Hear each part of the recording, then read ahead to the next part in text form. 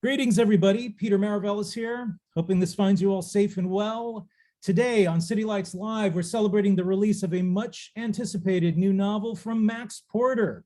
It is titled The Death of Francis Bacon, and it is published by Strange Light Books. He'll be joining us to read excerpts and talk a little bit about the book.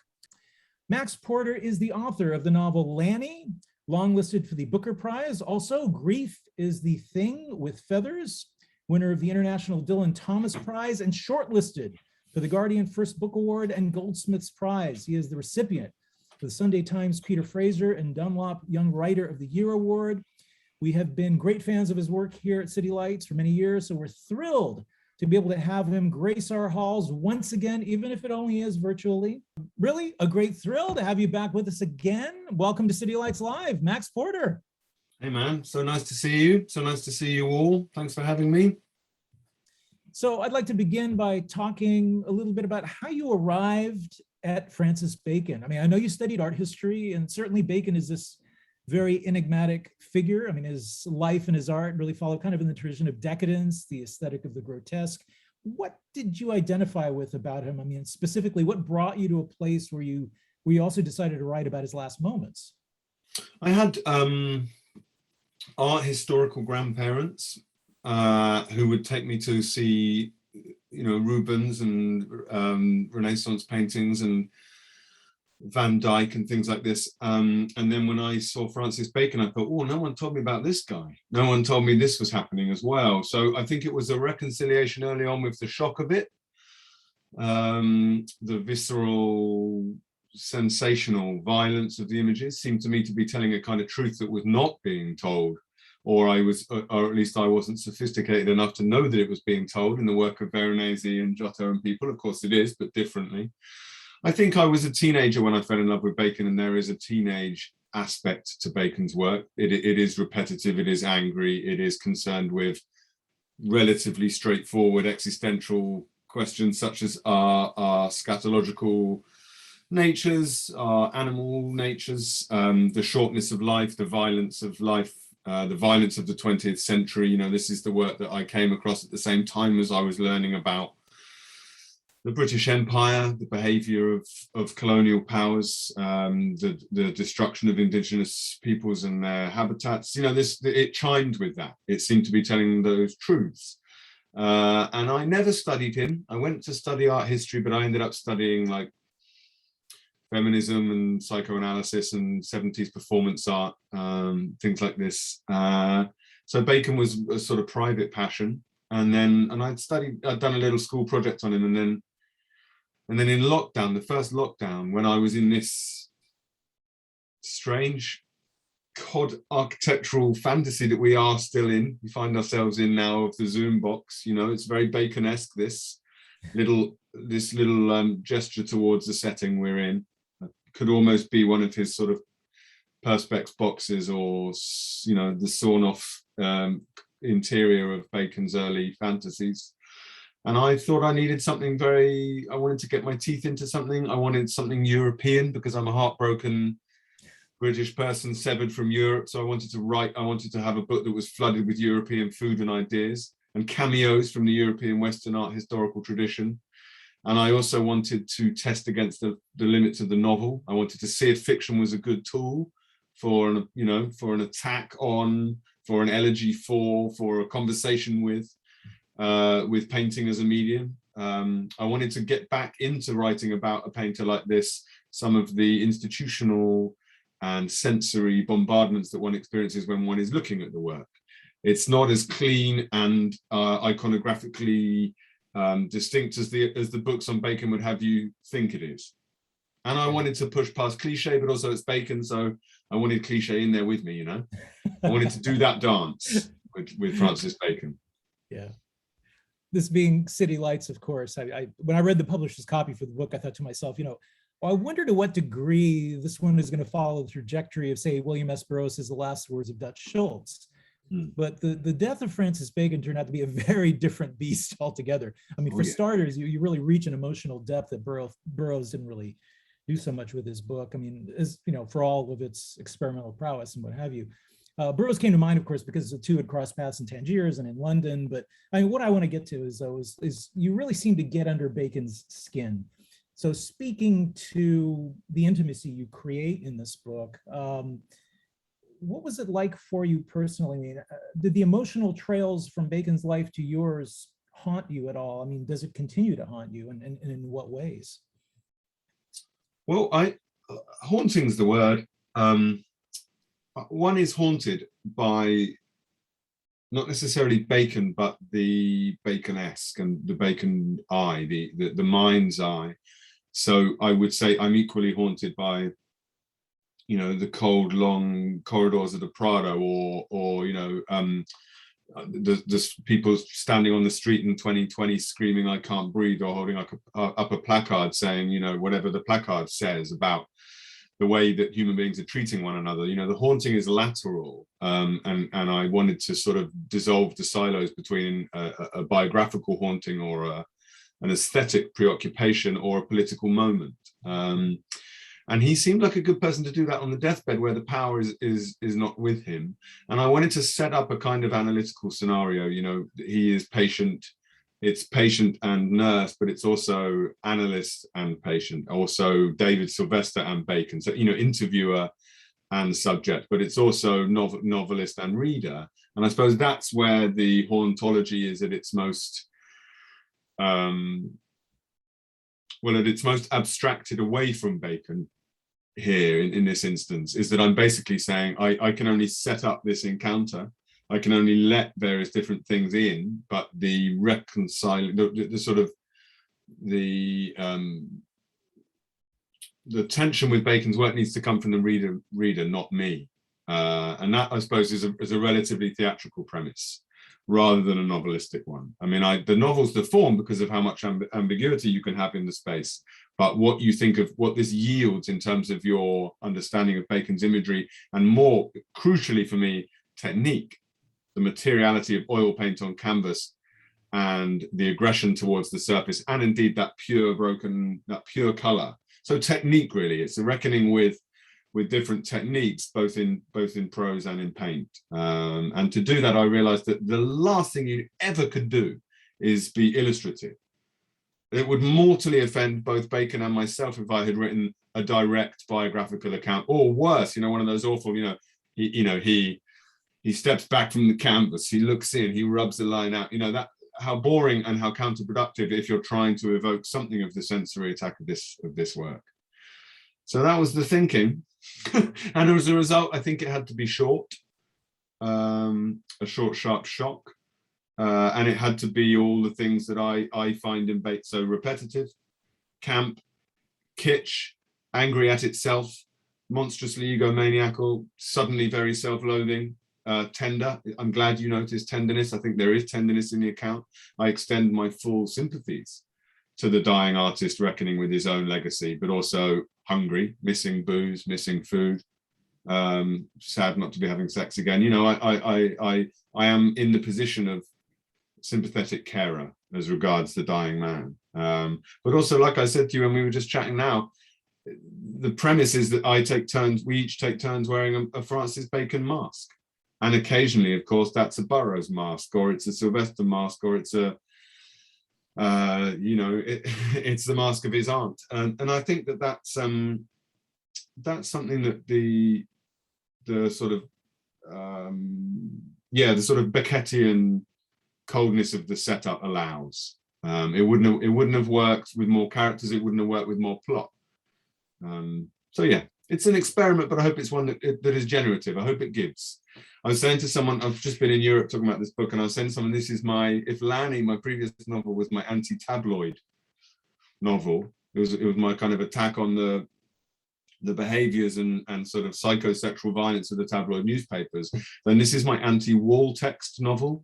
This, I hope, does everything that those little prescriptive wall text next to paintings in galleries do. You know, they kill the work dead. This is an attempt, I hope, to sound a new note and pop the work open a touch.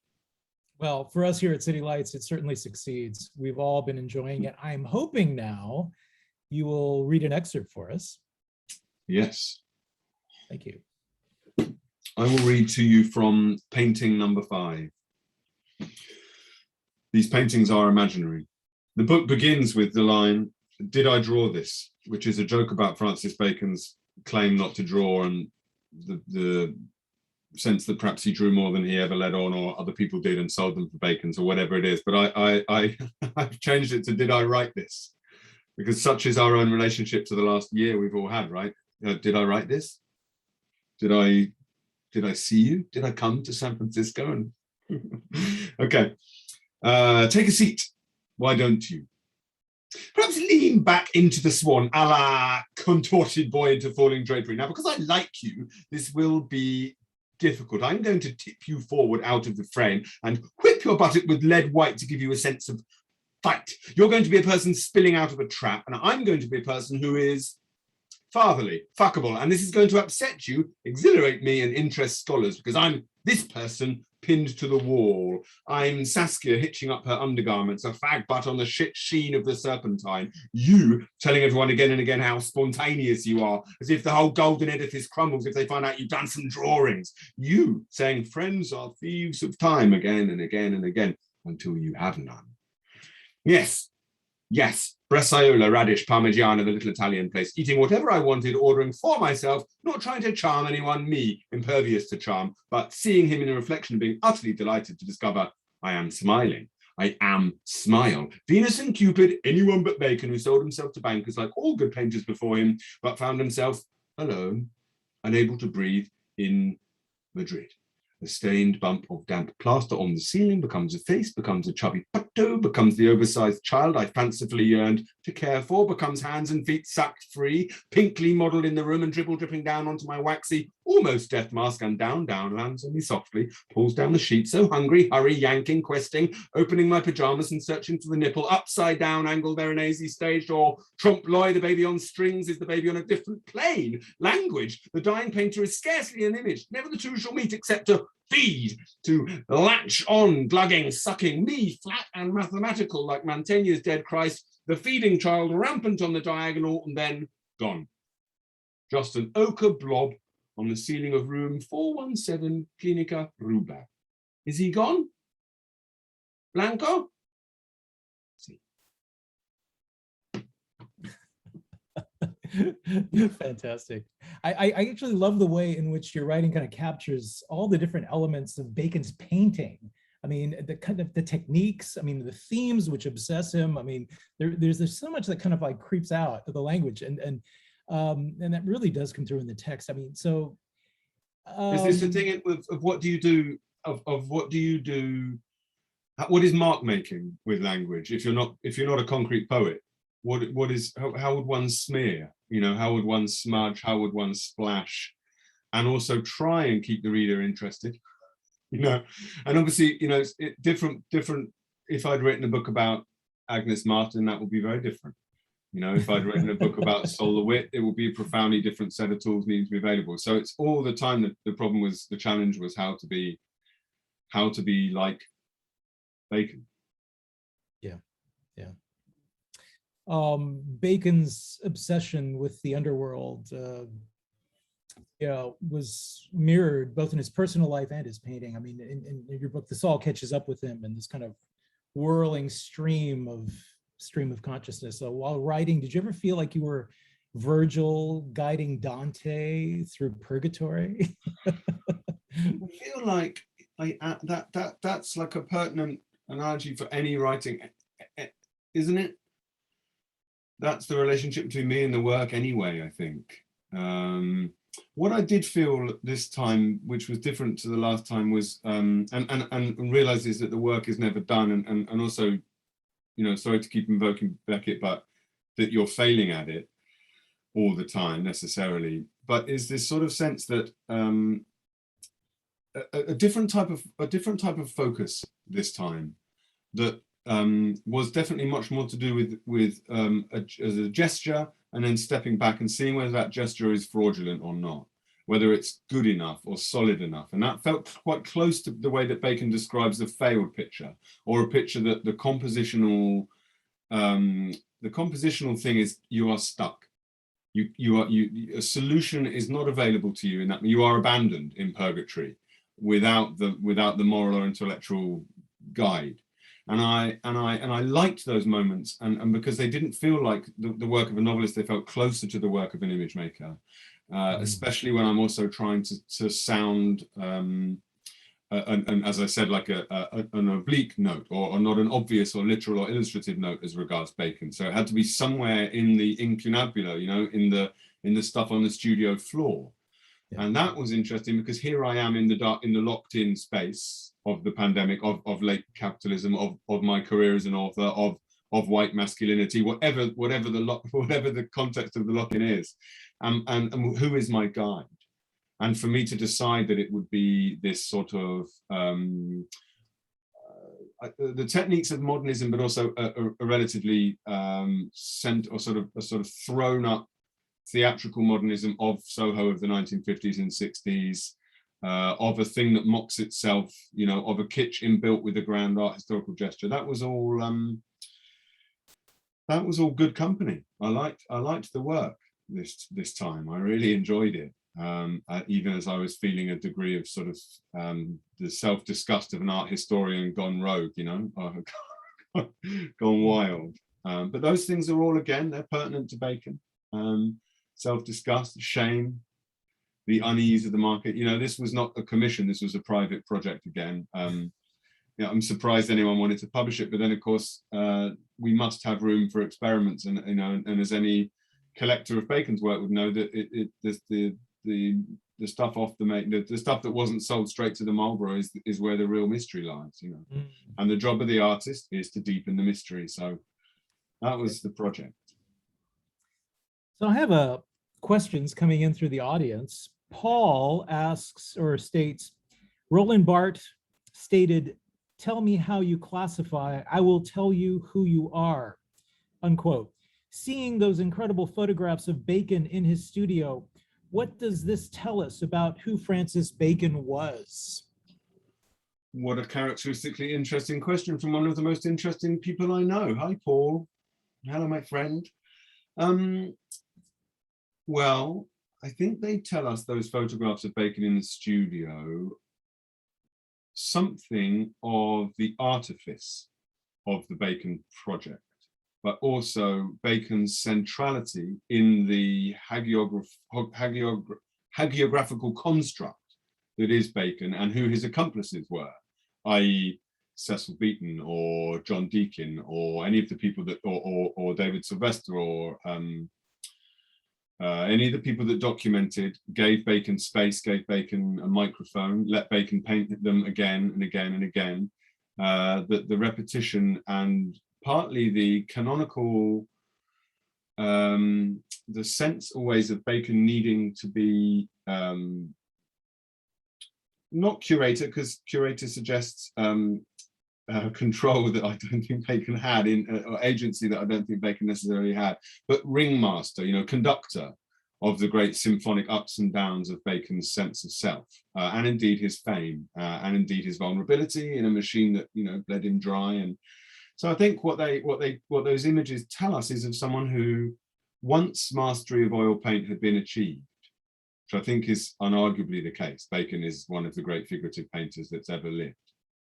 Then the battle is then not with his status, you know, like in the book he has this fight with Berger, the imaginary voice of, or the real critique, but the imaginary voice of Berger telling him he's a great stage manager but not a great painter. Those imaginary battles become all important because Bacon's got nowhere else to go in the work. So the photographs of him in the studio, and indeed the artifice of the studio itself, and leaving it or destroying his own work, this ravenous manic management of his own myth is profoundly relevant. It's part of the Bacon show. It can't be separated from the paintings.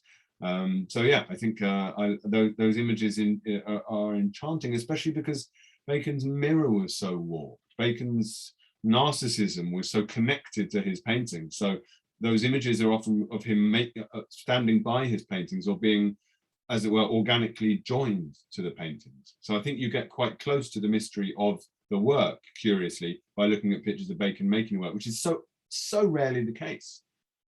You're not going to glean anything about my practice as a novelist by looking at those horribly awkward pictures of me that appear in The Guardian and me, hugging myself in my nice blue shirt.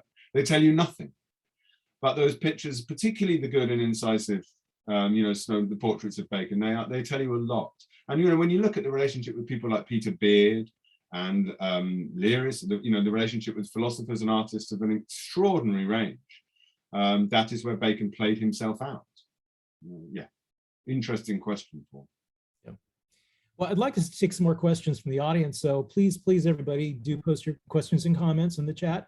But if you would indulge us by reading a little bit more, we would be ever grateful. I will read almost the end of the book. I've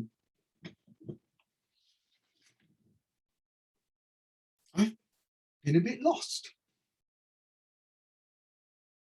I know, love. Shall we let some women in?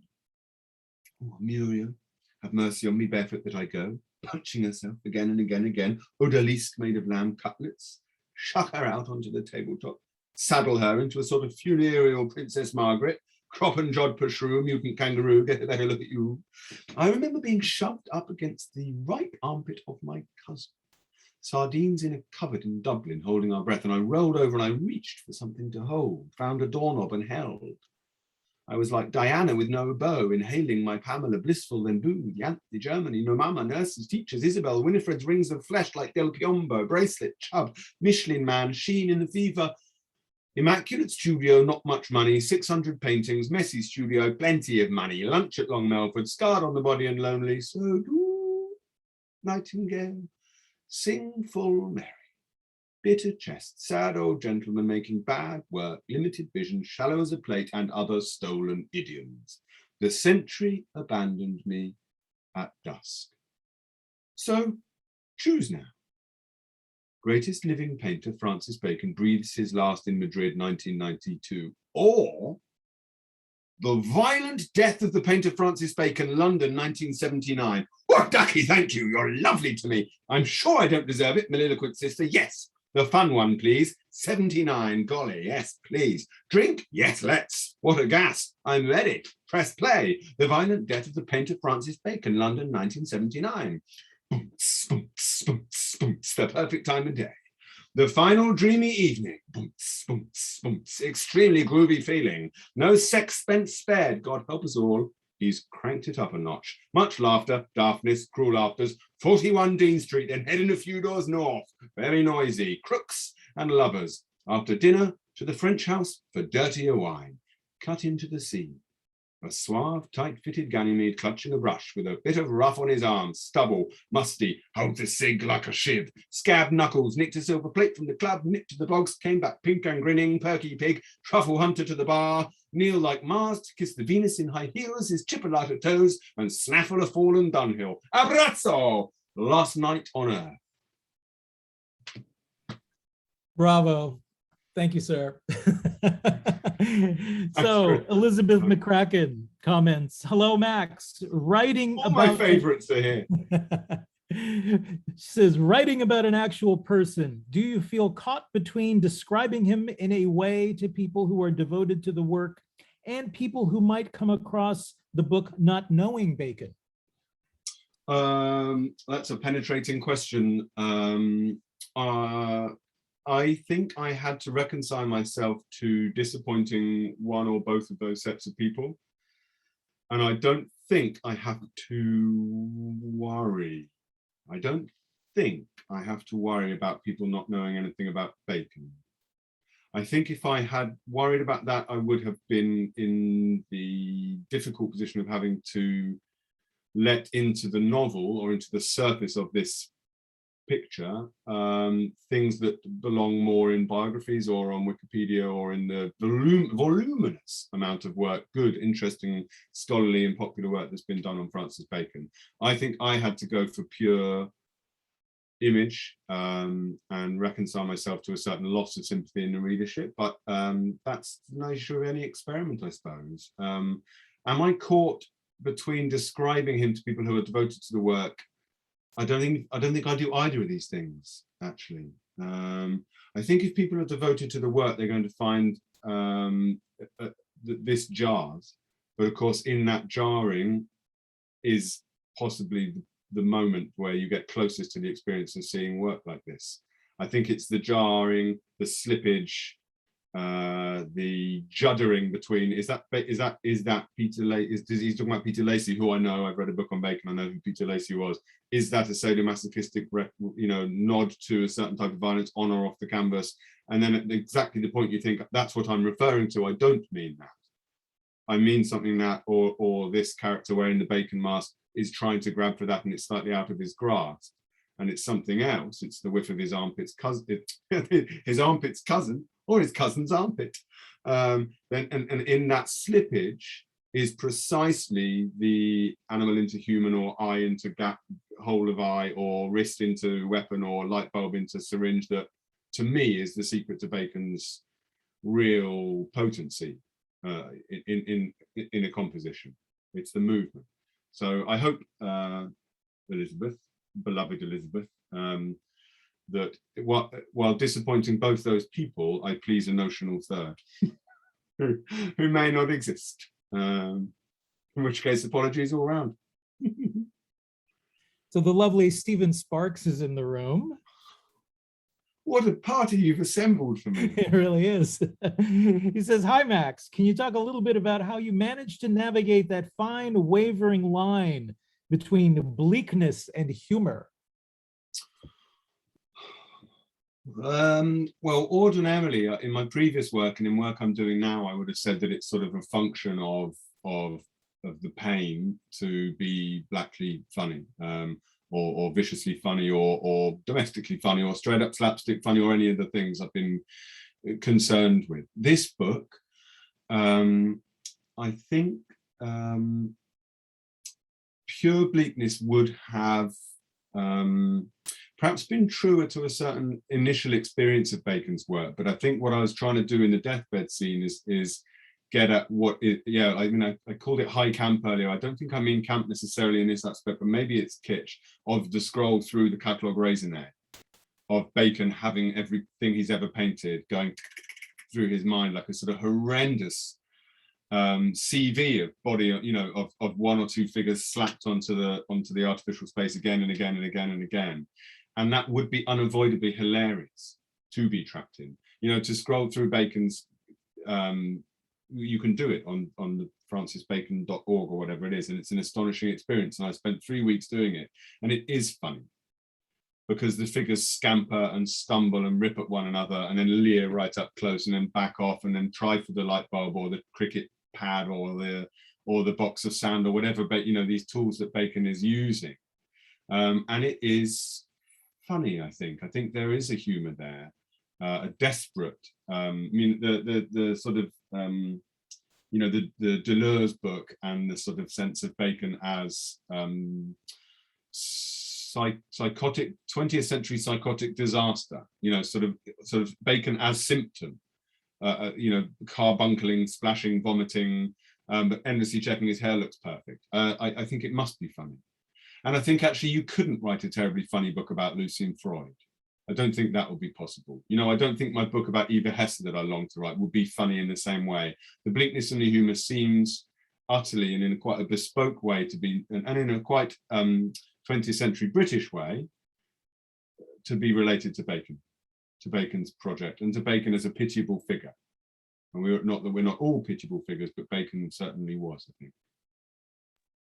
I think one of the things that I enjoy, and I think definitely Paul and a lot of people on the staff, is the playfulness that you really inject into your work, and that's come through all of your writing. And I want to encourage everybody. We've got to puncture things, right? We have to puncture this sort of chronic seriousness of our industry and our time and the sort of apocalyptic disregard for all, and also be scatological. I think that the Bacon figure, whilst it's riding on the canvas, is also presumably making some quite funny noises, and I think that was one of my intentions with this book. Anyway, you're holding up this beautiful Strange Light edition of the book, so I should shut up. And everybody, these are signed. Not only are they signed for you latecomers, they are painted plates that we have included with these books. So if you buy one today, you get one. And I encourage you, there's a link in the chat function, and we can still take a few more questions, but if you want to ask, now is the time to ask. As we're giving people a chance to kind of get the little gray cells working, what are you working on now? I am writing a play. I am adapting this into a play. And I have to say, translation, as people that know me know, translation is the language and the discourse I go to most often to explain my activities perversely as a monolinguist. But I think that translation is everything, and the act of translating a novel that is quite like a play into a play that I hope will have more in common with novels than it will with the theatre has been a very interesting thing to do. I'm also trying to make it, I'm setting it against 3 blank canvases so that the behavior of the 2 characters and the props they use when sped up or time lapse will in fact be a beginner's guide to the triptychs of Francis Bacon through the 40s to the 90s. So I want to play with the play. I'm doing lots of nice things. I've been doing some musical projects. I've been doing some other theatre and film work. I made a film this summer with Bryce and Aaron Dessner and John Hopkins and the actor Cillian Murphy and a filmmaker called Ethan McCardle. We're going to try and take that live when it's possible to take that live. I'm really trying to get other people up on the stage with me. I'm doing a huge amount of mentoring, which just keeps me in the game editorially and keeps me interested in other people's work, and I am so grateful for that. It is the best thing in my working life at the moment, is working with other people. I've got this fantastic group of mentees right across the literary spectrum, all making very different work, but also right across the social spectrum as well. Young, old, different people of different genders and races, and neurological type. And it is so good to be with people outside, partly because of the way we've all lived in these little boxes, partly because who's more boring than oneself, and I'm really learning a lot from these people. So yeah, I'm busy. I'm having a good time with work. I don't want to bore you all with this. I'm sure you're seeing it in your newspapers, but we're in a really bad place over here at the moment. It's really not good. The Brexit's coming home to roost, so there's no food on the supermarket shelves, there's no petrol in the petrol stations, people are physically assaulting one another to fuel up their cars. We've got Priti Patel hunting migrants in boats in the Channel, using gunboats to hunt people coming to this country for sanctuary and safety. The welfare state's been more or less fully deconstructed. There's more children in poverty in this country than there have been since 1850. It's a desperate picture. And they're romping ahead in the polls. The ghoulish vision of libertarian Britain that was designed about 10 years ago is coming to pass. So it's a frightening moment. I'm sort of making work desperately in a kind of attempt to both be busy, but also to try in the small way that one can to try and push back or speak truth to power or whatever it is. I know if Edward's there with Elizabeth, he'll know this as an expat living away. You look at this small island, this is why it's pertinent to talk of Francis Bacon. This small fleshy animal bearing its teeth, writhing. And the artificiality of the global stage, because there are no borders, they're inventions, right? And here's this little animal writhing and ranting and killing itself, starving, throttling itself to protect these invisible lines of power it believes it once had. It's an extraordinary spectacle, and one that is quite heartbreaking. So that's what I'm doing. That's what I'm up to. Amazing time. I mean, leading up to the last election, I think we really felt that here, just its uncertainty and not knowing what, and then the inauguration, which was even weirder. And now we're in this kind of strange zone, which is a kind of a, I liken it to like Burroughs' interzone. Anything can go, you just don't really know what tomorrow is going to bring, or where, what direction it could all fly into politically. And also the collision between technology you know, and culture and the effects, you know, that's the other part of the equation. I mean, it's great having people from all over the world appear at these events. I mean, that's been a lot of fun. I mean, it's one of the perks of this. Well, thank you for but- doing it. I mean, it's profoundly important now more than ever.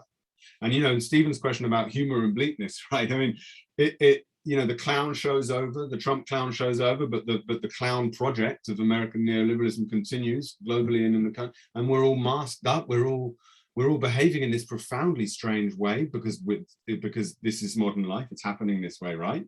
It's utterly surreal, and also completely bleak in the bleakest sense of things for the human project, you know. But well, you know, the bringing of writers from around the world to talk, you know, of and about books and share ideas is an incredible, miraculous thing, as it ever was, but seems ever more so. So I'm so grateful to you. well, we're continuing that project here at City Lights, and we're going to be supporting this book. So everybody grab one now while you can. Lots of love to you. All right. Say hi to Paul, and lots of love to everyone that came. I really appreciate it. I will Thank do you all. that. And thank you, everybody. You all complete the circle. Thank you. Thanks for being with us today. Cheers. Take care. Bye-bye.